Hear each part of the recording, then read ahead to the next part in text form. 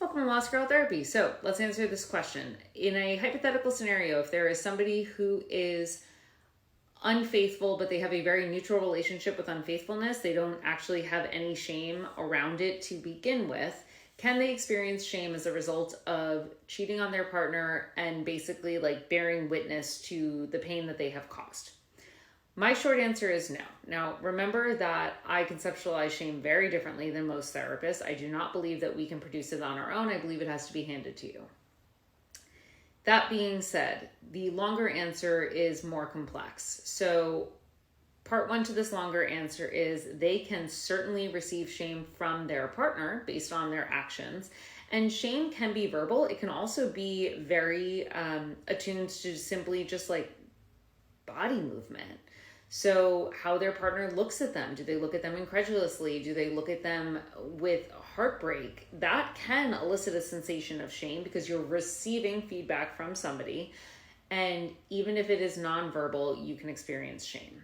Part two to this, and the reason that I broke out the feelings wheel, is because shame can be kind of a blanket term that we throw around without actually going down the rabbit hole of figuring out what the more complex emotions are. And so I pulled up my feelings wheel behind me, but I also pulled it up on my laptop. And the feelings wheel is a really great tool just to see like, hey, what are we actually dealing with if I remove the label of shame? So going through this, we have sad, disgusted, angry, and fearful. This is kind of the more negative side of the feelings wheel. We also have bad.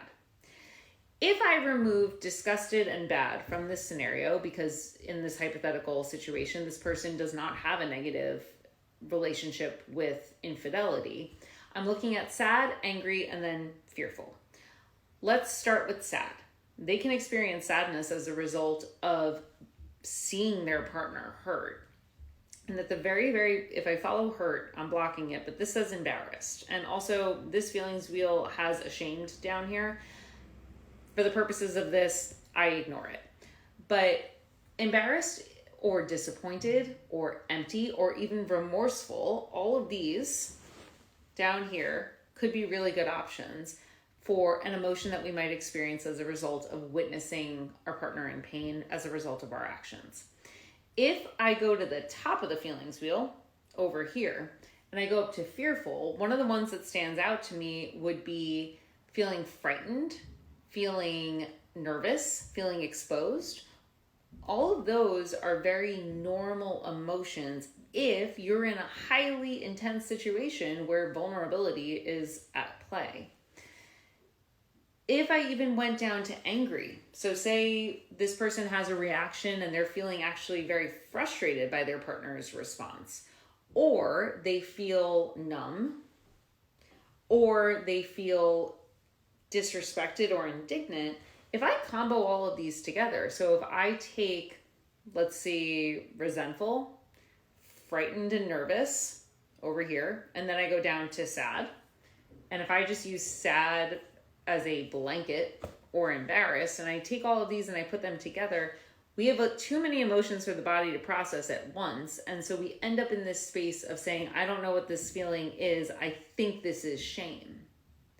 Shame is a tornado. It is a tornado of overwhelm given to you by somebody else. It disorients us. It doesn't allow us to tap into our true feelings. If I overwhelm my body with all of these sensations all at once as a result of my actions and bearing witness to somebody else's feelings, I'm going to feel a sensation likened to shame. It's going to feel very chaotic, very tornado-esque, very uncertain. The reason that I use a feelings wheel is because it's incredibly helpful to start to tease apart the emotions independently of one another to see what we're dealing with. The other part to this is, because shame is so disorienting, we often fall back on it as an explanation. But shame and empathy have a very interesting dynamic, and that is something that I'm going to talk about in the next video.